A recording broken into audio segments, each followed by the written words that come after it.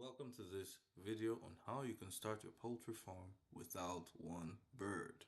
The first step is to plan, and I'm going to take you through my plan on how to start a poultry farm for 400 layers. This is planned to be in Port Harcourt, Nigeria, Africa. So the question is, what do you need to start a farm? A layer farm. So the aim is to get eggs.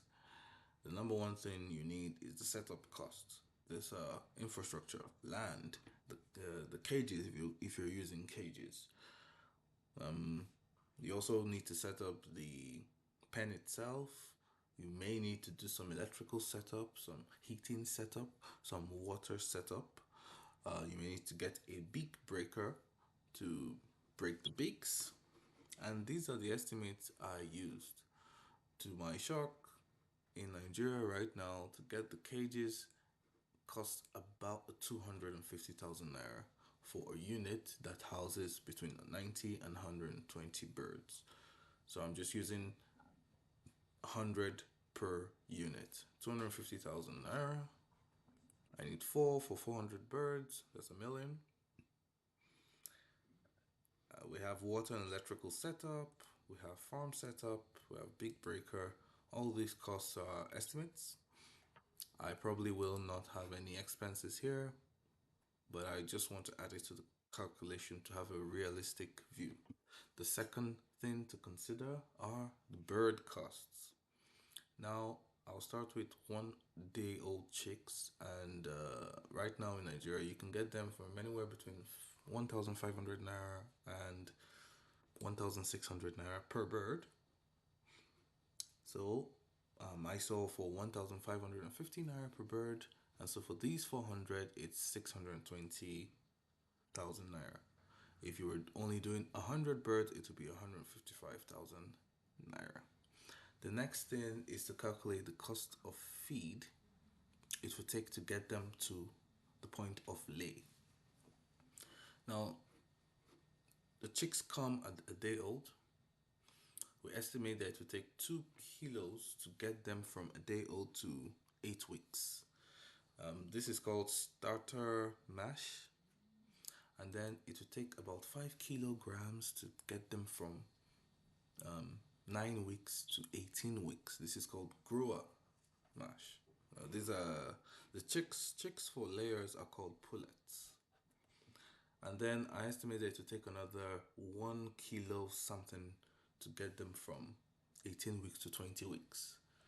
And then for the purpose of these calculations, they start producing at 20 weeks. Some layers start producing at 18, some start producing at 19, some start producing at 21, 24. But definitely by week 26, they should be producing. If they're not producing, there's a big problem.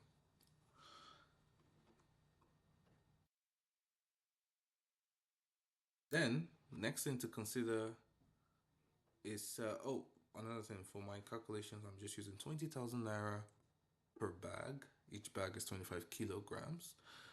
This is not necessarily accurate. The range, the price of a 25 kilogram of feed in Nigeria right now ranges from about 17,000 to 20,000, and it differs based on what you're feeding the chicks. So the starter mash is usually the most expensive. It has the most protein, usually more than 20 to 25% or more of protein. The next most expensive is the layer mash, which for my calculations, I'll start feeding them from week 18, week 19. The layer mash has relatively more protein, about 18% or thereabouts, and more calcium because they need the calcium to create the shells, which are actually just calcium carbonate. And then you have what they call the grower mash. This is what they eat from week 9 to week 18. And that has less calcium, less protein compared to the other feeds. So it's usually the least expensive, but to still, is the difference is usually between 500 and 1,000 naira per bag. For my 400 birds for this calculation, I need 120 bags to get them from 1 day to 20 weeks.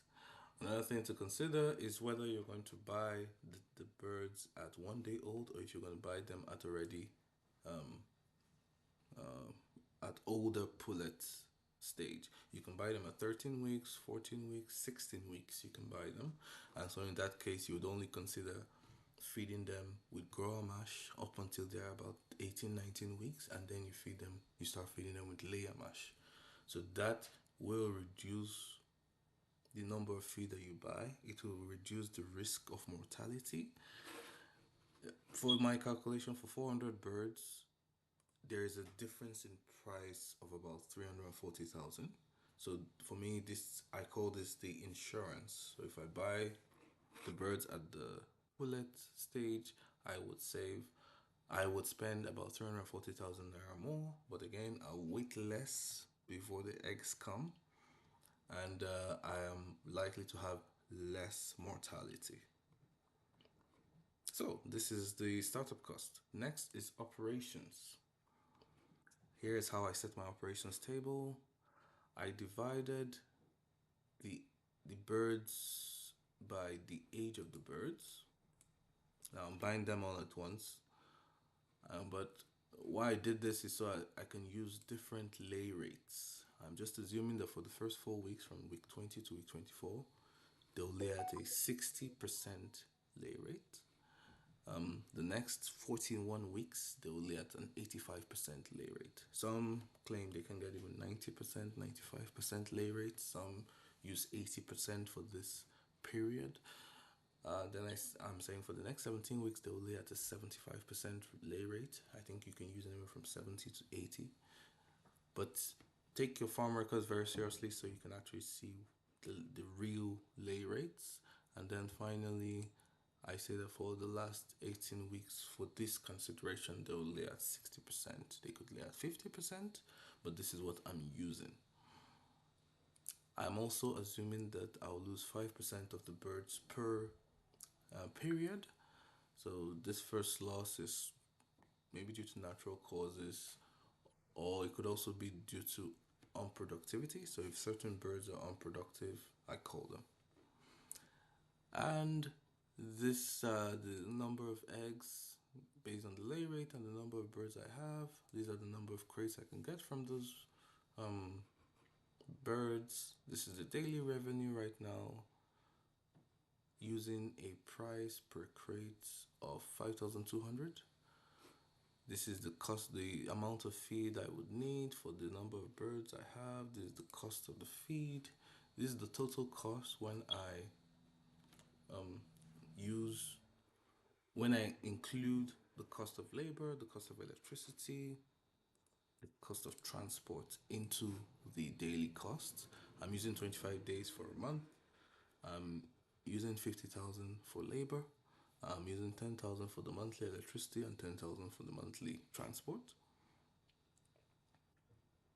So this is the daily gain for my 400 birds. And this is the total gain per period. Now you can see very clearly that here, these are the running costs to think about. 400 birds, price of a crate is 5,200. I would have loved to use something less like 4,000 or 4,500, but there's just really no gain at that price. Cost of layer feed, I'm using 20,000. This is the most important cost. I really wish I can bring it down to something like 15,000 or 12,000. I believe I can bring it down to 15,000, but we'll see.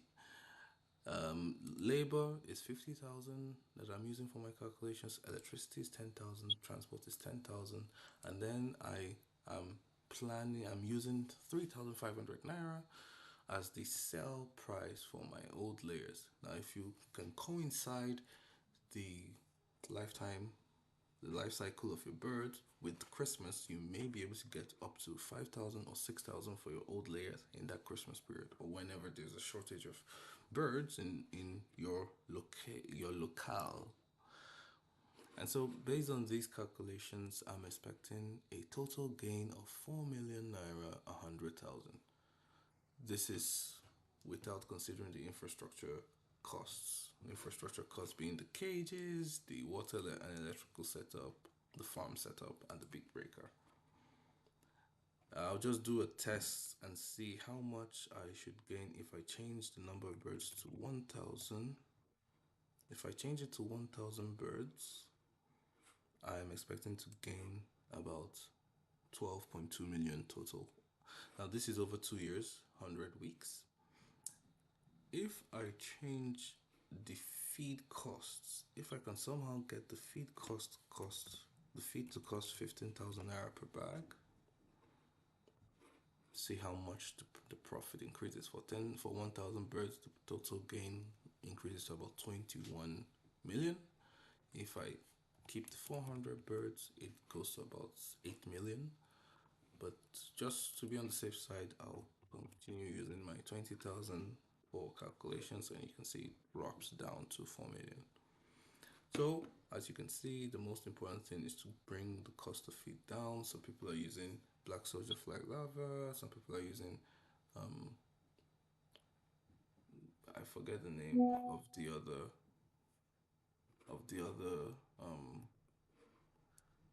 replacements. But we'll see. We'll see how it goes. So thank you very much for coming to this video. Comment down below for any mistakes I made or for any things you want to say, any changes you believe I should make to these calculations. And I'll see you next time.